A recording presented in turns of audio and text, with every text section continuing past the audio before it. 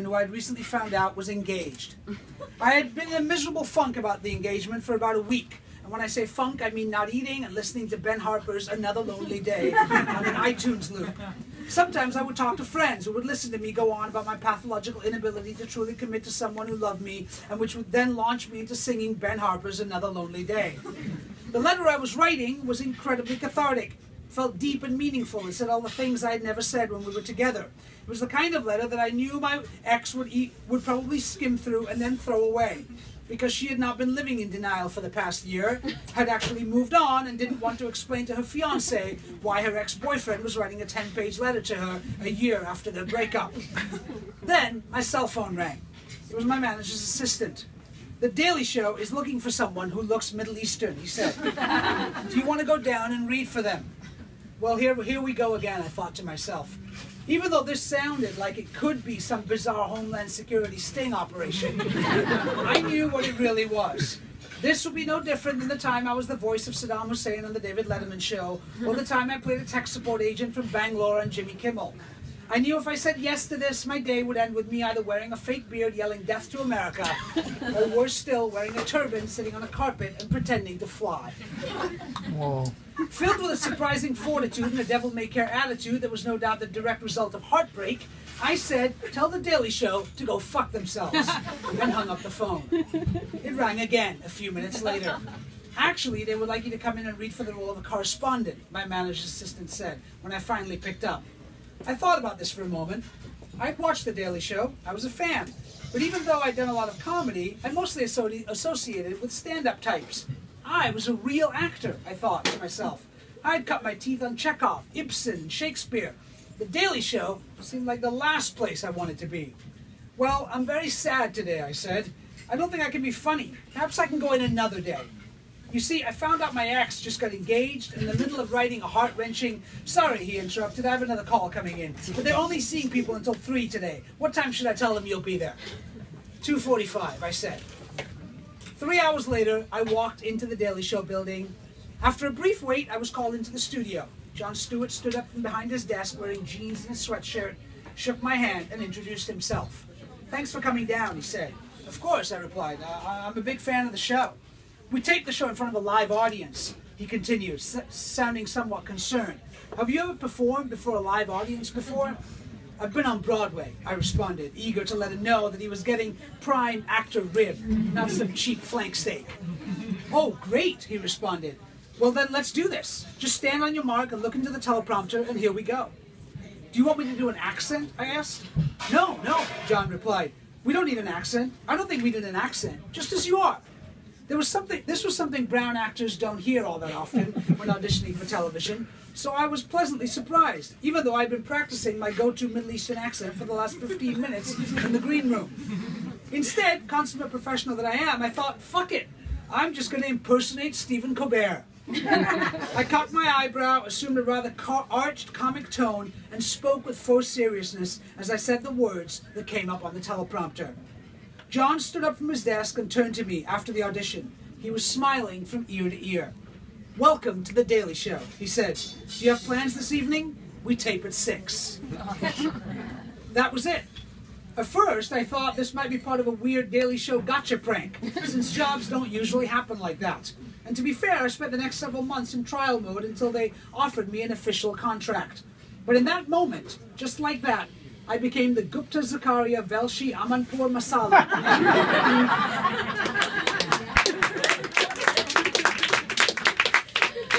On the Daily Show smorgasbord, which at that point mostly consisted of white people. More significantly, however, I also brought the halal factor by becoming the Daily Show's ironically named senior Muslim correspondent.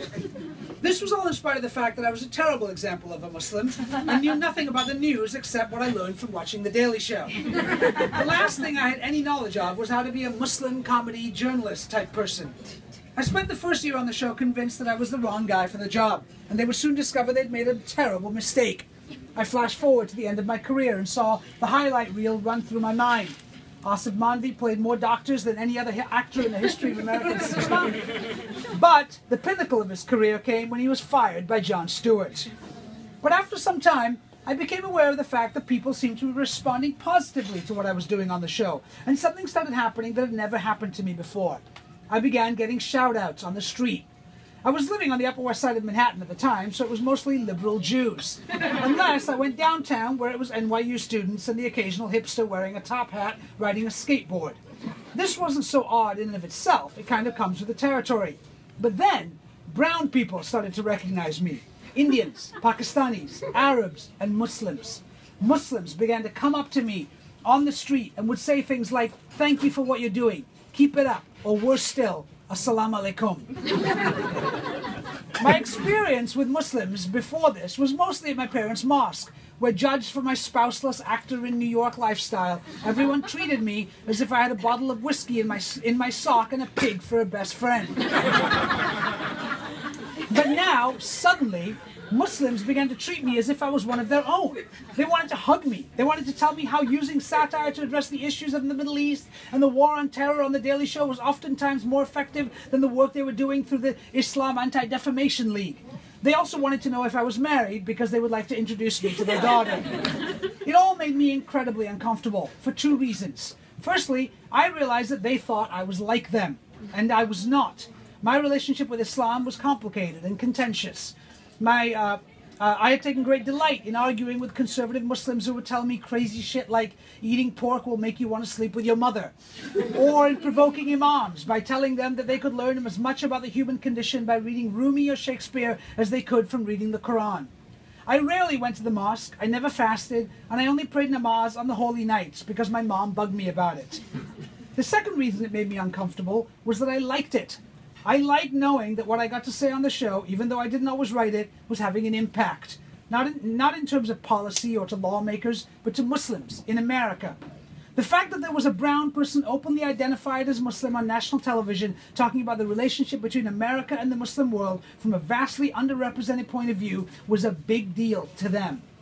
That brown person happened to be me was absurdly bananas. But it started to make me feel, dare I say, Muslimy. The whole thing was very unsettling. The longer I spent time on The Daily Show standing in front of a green screen pretending to report from war zones and hotspots around the world, most often from somewhere in the Middle East, the more I began to realize that The Daily Show was radicalizing me. I was being allowed to express the outrage that had lain dormant in me since the aftermath of September 11th. I was becoming a terrorist of comedy. This was my joke madrasa, run mostly by Ivy League educated Jews.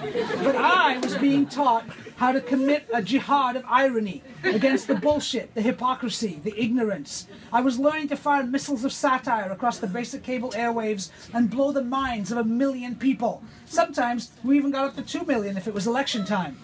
I was able to retaliate on behalf of a sector of society that needed to know that someone, kind of, sort of, had the balls to say that no one on Fox or CNN had.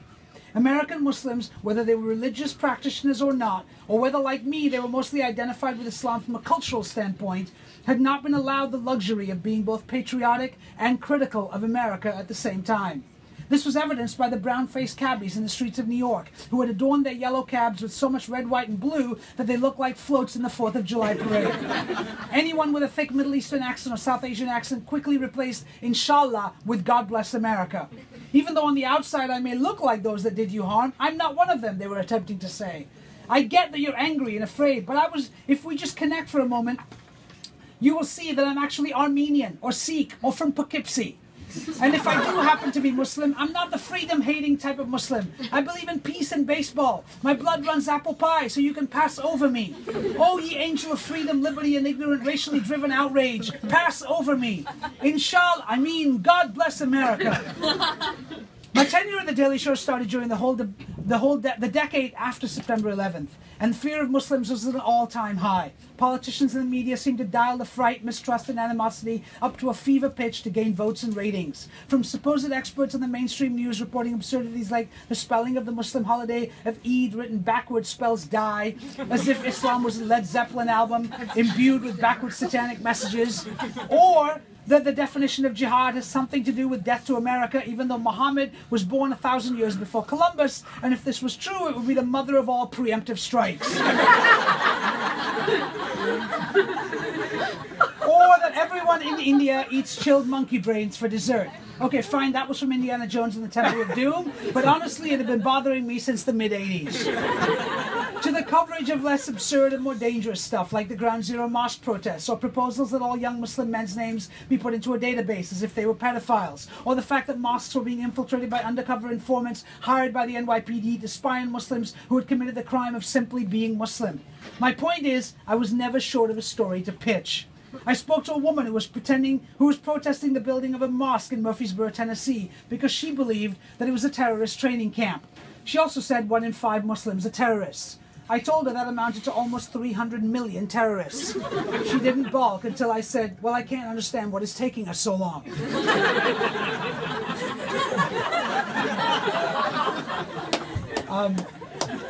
It's true. I spoke to a young cartoonist who was upset that Marvel was creating a Muslim Batman. When asked why this bothered him, he said, how can you trust him? He might say he's good, but what if he's not? I felt the need to inform him that Batman was a fictional character in a fictional world created by cartoonists. To which he replied, exactly. And since there are no Muslims in the fictional world, he shouldn't be there. It was impossible to argue with that kind of airtight logic. I mean, impossible. I spoke to a panel of New Yorkers who had just watched a parody sitcom we had created based on the idea of a Muslim Cosby show called The Cosby Show. One gentleman said he could not believe it was a real family. I asked him how we might make it more real. He thought for a second and then said, what if they had a terrorist uncle who lived in the basement with a goat? Then it would be more believable. Like I said, impossible to argue with. As the years went by, I can honestly say I began to feel a vague sense of accomplishment by highlighting the absurd and ridiculous. To add fuel to my self-congratulatory fire, I was soon being given awards by Muslim organizations for my work. In 2011, I was invited to receive a Courage in Media Award from the Council on American Islamic Relations. I flew out to California, then got picked up in a limousine and driven to the award show, where I was to be honored essentially for making fun of racists and Islamophobes. As I sat at my table with the other recipients eating my radicchio salad, I got to talking to the young man next to me. What's your name? I asked. Malik Jandali, he replied. I'm a pianist from Syria. And what award are you receiving? I asked. The Freedom of Expression Award, he answered. You? Courage in Media, I laughed. Honestly, these awards sound a bit overzealous, don't they? I mean, what did you do? Dress up like Lady Gaga in the middle of Damascus? He gave me an odd look. Over the summer, I performed at a rally in Washington, D.C. in support of the Syrian opposition, he explained. And because of that, the Syrian army invaded my family's home in Damascus and brutally beat my parents. Okay then, I stuttered, tasting the dirty leather of the foot that was in my mouth. See now, that's exactly the kind of thing, I mean, that's the very definition of, I mean, good for you. I mean, that not that it's good. I mean, but you know, the thing you did was, my voice trailed off as I tried to not make eye contact. What do you do? He asked earnestly. Me? I said. I'm a smartass. He stared at me with a blank expression. I smiled awkwardly, buttered my bread, and wished that the Syrian army would come and shoot me. After Jandali received his award, there was not a dry eye in the house. That was followed by my award, which was introduced with a video of me doing pratfalls and making faces into the camera.